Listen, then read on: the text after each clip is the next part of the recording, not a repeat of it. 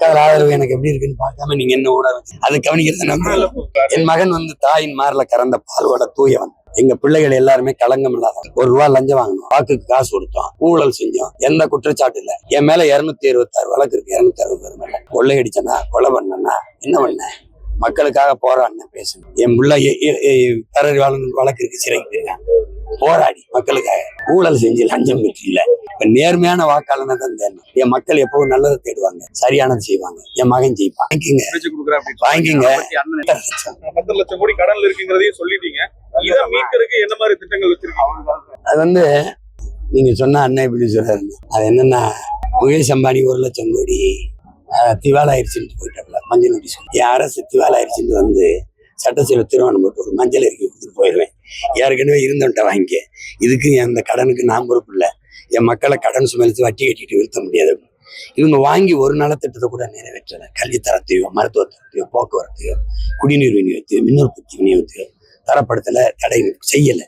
அப்படிங்கும்போது அந்த கடன் தெண்டமா வாங்கி இந்த இலவச ஃப்ரீ ஸ்கீம் கொடுத்து ஏமாத்தி ஆட்சிக்கு வர்றதுல கடன்கார நாடாகிட்டு போயிட்டான். இப்ப நான் முடிஞ்ச வரை கட்டுவேன். இனி நான் கையெழுத்து போட்டு வாங்குற ₹1 நான் பொறுப்பு. அது எனக்கு பொருளாதாரத்தை எப்படி மேம்படுத்திக்கணும்னு தெரியும். ஏன்னா நான் வேளாண்மை சார்ந்த தற்சார்பு பசுமை பொருளாதாரத்துக்கு போனனால கணக்கில்லாத செல்வத்தை நான் அதில் ஈட்டிக்கிற முடியும். உங்களுக்கு தெரியும், நான் உலகத்துக்கு சோறை ஏற்றுமதி செய்யற அளவுக்கு எனக்கு திட்டம் இருக்கு.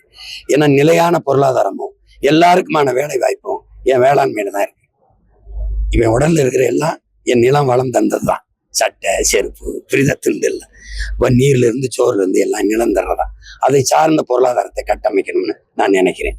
அப்போ அது சரி செய்ய முடியும் நான் நம்புறேன். இதெல்லாம் இதெல்லாம் என்ன கேட்டுட்டு இருக்கீங்க? கட்ட முடியாதுன்னு முயற்சி பண்ணி சொன்னாப்ல. முடியாதுன்னா முடியாதுதான். ஒரு அரசு அப்படி சொல்லலாமா?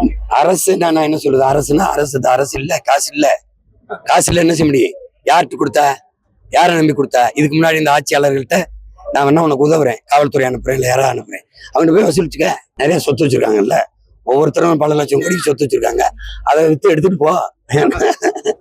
நம்ம மயில் மார்க்கோட தரத்தை நம்மளே ஸ்கேன் பண்ணி தெரிஞ்சுக்கலாம். மயில் மார்க்க நாங்க நம்புறோம்.